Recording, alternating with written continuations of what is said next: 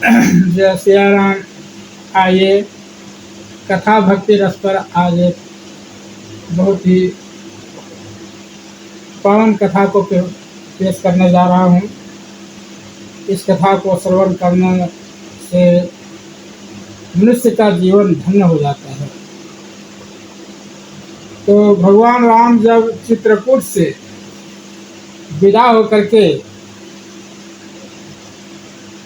और आगे की वन यात्रा शुरू किए तो पहले महर्षि अत्रि मुनि के आश्रम में पहुँचे, जहाँ माँ अनुसुईया के साथ में भगवान अत्रि मुनि विराजमान थे।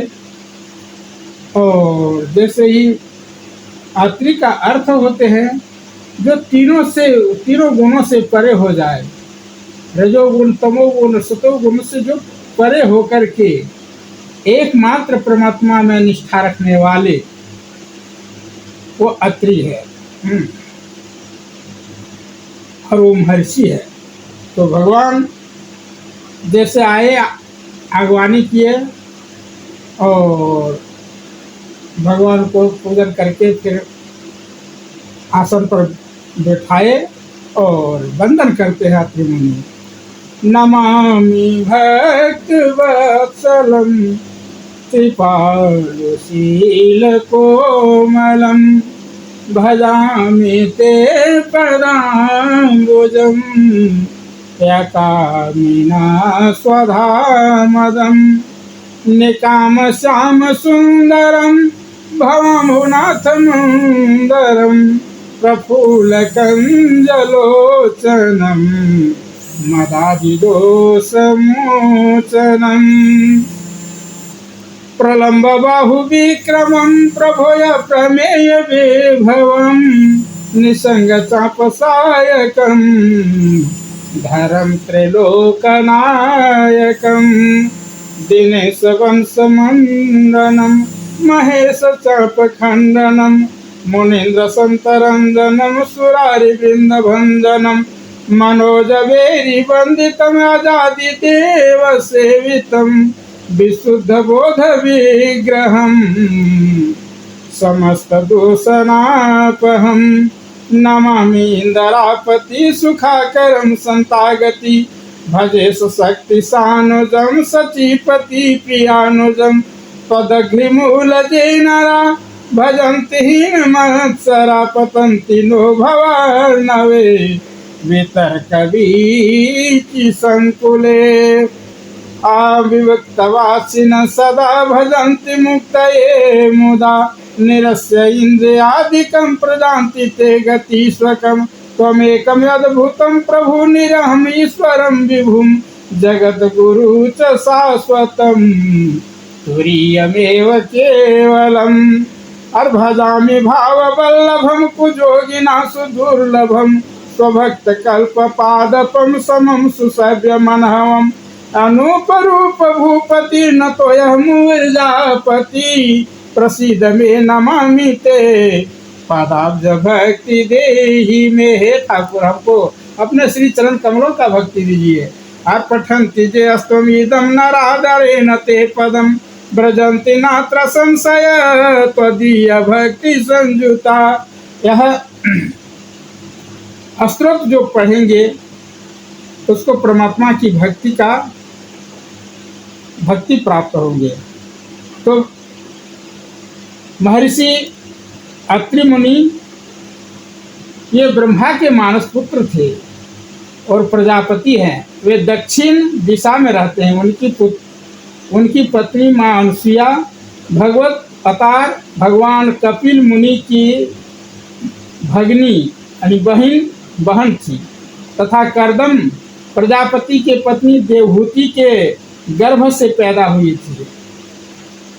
जैसे महर्षि अत्रि अपने नाम के अनुसार त्रिगुणातीत परम भक्त थे, वैसे ही माँ अनुसुईया भी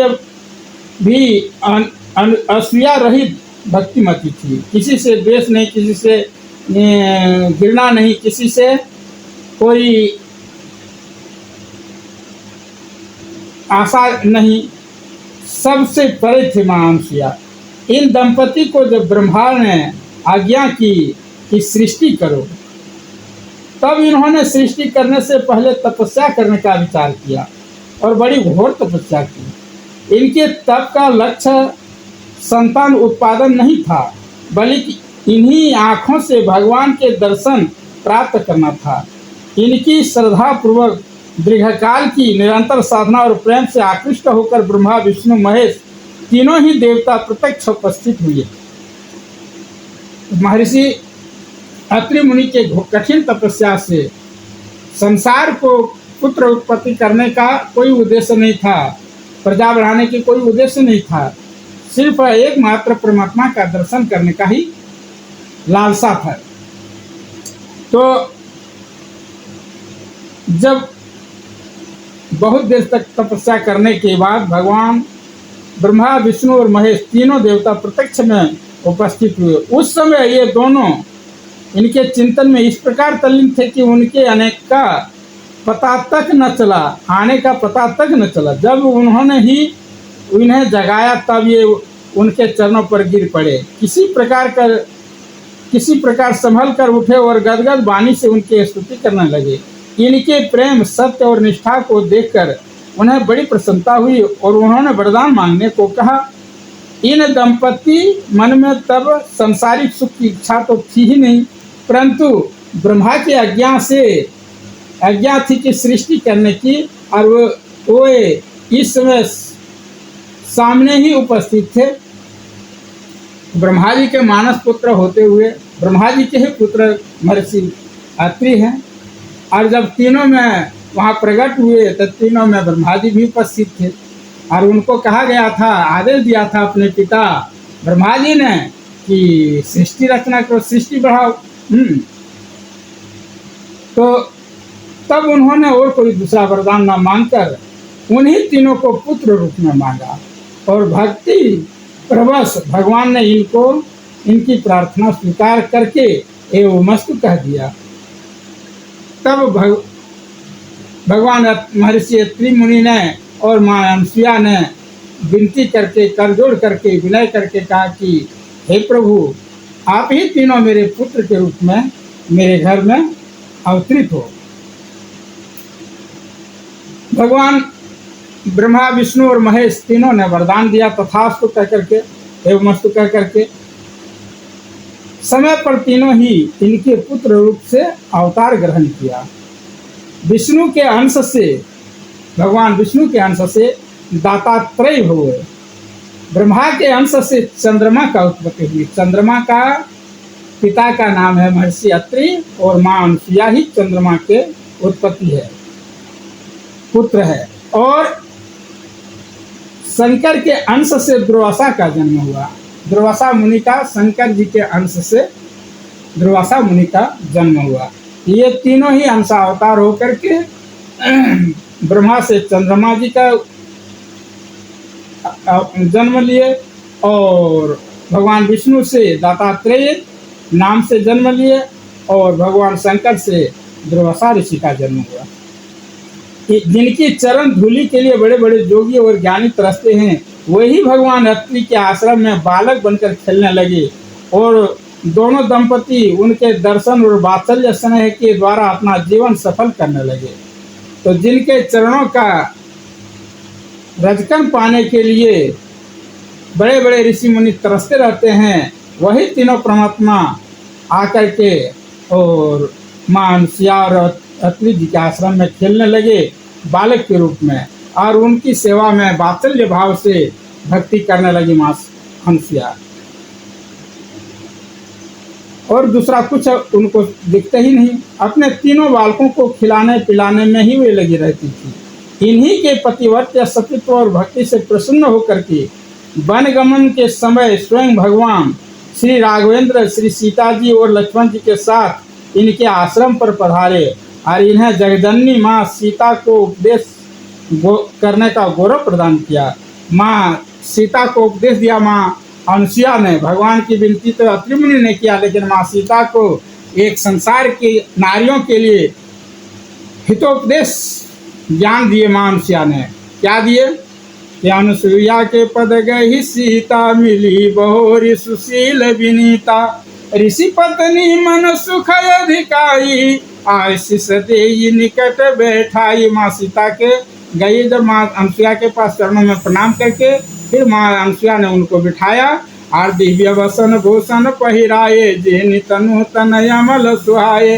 कह ऋषि बधियु सरस मृदु बानी, नारद धर्म कछु ब्याज बखानी। दिव्य वसन और भूषण दिए, जिससे कभी मैला न हो न कभी कुचेला। वही वस्त्र पहन करके माँ जगदम्बा सीता 14 वर्ष की वनवास को व्यतीत किया था अंतिम समय तक। तो मातु पिता भ्राता हितकारी, और नारी धर्म के ब्याज कुछ बता रहे हैं कि माता पिता भ्राता हितकारी, मित प्रद सब सुनु राजकुमारी। हे राजकुमारी, हे सीते, माता पिता भाई बंधु सब हितकारी तो है, मित्र समान है। अमित दानी भ्राता वे देही, अधम सो नारी जो सेवनते ही। लेकिन अमित दानी है पति, जो उनको सेवा न करे, ऐसा अधम नारी तो कोई हो ही नहीं सकता। धीरज धर्म मित्र यरु नारी, आपद काल परीक्षे अहि चारी। धैर्य धर्म और मित्र और नारी, ये चारों का परीक्षा विपत्ति काल में होता है। वृद्ध रोग बस जड़ धनहीना, अंध बधिर को क्रोधी अति दीना। वृद्ध रोगी हो, वृद्ध हो, धनहीन हो, अंध हो, बहरा हो, क्रोधी हो, दीन हो, ऐसे पति कर किए अपमान। नारी पाव जम पुर दुख नाना, एक ही धर्म एक व्रत नेम, काय वचन मन पति पद प्रेम। एक ही धर्म एक व्रत है और एक नियम लेकर के जो मन से वचन से और कर्म से पति का सेवा करे, ऐसे पति को जो सेवा न करे वो जमपुर में वास करता है वो नारी। जगपति व्रताचारी विधि यही, वेद पुराण संत सब कही। उत्तम के सब मन माही, सपने हुआन पुरुष जग नाही। उत्तम नारी के मन में कभी पराय पुरुष को देखना भी दुर्लभ है। और मध्य पर पति देख कैसे, भ्राता पिता पुत्र निज से। और मध्य वर्ग की नारी अपने भाई बंधु और पुत्र के रूप में संसार को देखते हैं। धर्म विचारी मुझी कुल रही, सो निकृष्ट प्रिय श्रुति अस कही। और जो धर्म को विचार करके, कुल को समझ करके जो घर में रहते हैं, वो निकृष्ट यानी लघु नारी होते हैं। बिनु अवसर भयते रह जोई, जाने हुई अधम नारी जगत सोई। और बिना अवसर से भय के बस में घर में प्रतिबंध में रहती है, वो अधम नारी में गिनती आती है। पतिवंचक पर पति रति करई, रो रव नरक कल्प सत परई। पति को छोड़ करके पराये पति से प्रेम करना वो रोरव नरक में पड़ती है। क्षण सुख लागे जन्म सत कोटि, दुखन समुझते ही सम को खोटी। बिनु श्रम नारी परम गति लहई, पतिव्रत धर्म छाड़ी छल गई। बिना श्रम के कोई परिश्रम न, सिर्फ पति के सेवा से, वो पतिव्रत धर्म से। पति प्रतिकूल जन्म जहाँ जाई, विधवा होई पाई तरुणाई। और जो पति की सेवा न करे, पति के प्रतिकूल चले, वो तरुणाई में, जवानी में है वो विधवा को प्राप्त हो जाते हैं। तो सहजा पावनी नारी पाती, पति सेवत शुभ गति लही। जस गावत श्रुति चारी, आज तुलसी का हरि प्रिय। तो जो ऐसे अपावन नारी है, जो पति को सेवा करे और पति में ही शुभ गति उसका है, ये शिक्षा माँ सीता को माँ सती अनुसुईया ने दिए। तो उस समय अत्रि जी ने बड़े ही सुंदर शब्दों में भगवान श्री राम जी की स्तुति करते हुए अंत में हाथ जोड़ करके और प्रार्थना करते हुए और यही विनती किए। विनती करी मुनि नाई सिरु, कह कर जोरी बहोरी, चरण सरोह नाथ जनी, कबहु तजे न मति मोरी। हे नाथ, हे राम जी, मैं आपसे यही विनय करता हूँ कि कभी भी मेरा बुद्धि, मेरा मन इधर उधर विचलित न हो, आपके श्री चरणों में लगा रहे, यही मैं वरदान के रूप में मांगता हूँ। एक बार प्रेम से बोलिए अत्रि भगवान की जय, माँ सती अनुसुईया महारानी की जय, समस्त देव समाज की जय। श्री राम जय राम, जय जय राम, जय जय विघ्न हरण हनुमान। जय सिया राम राम जय सिया राम, जय सिया राम राम जय सिया राम। आज की कथा यहीं पर विराम देता हूँ।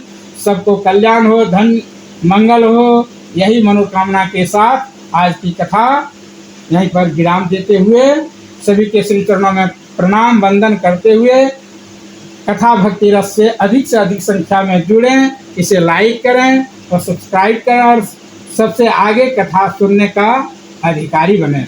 जय सिया राम जय सिया राम जय सिया राम।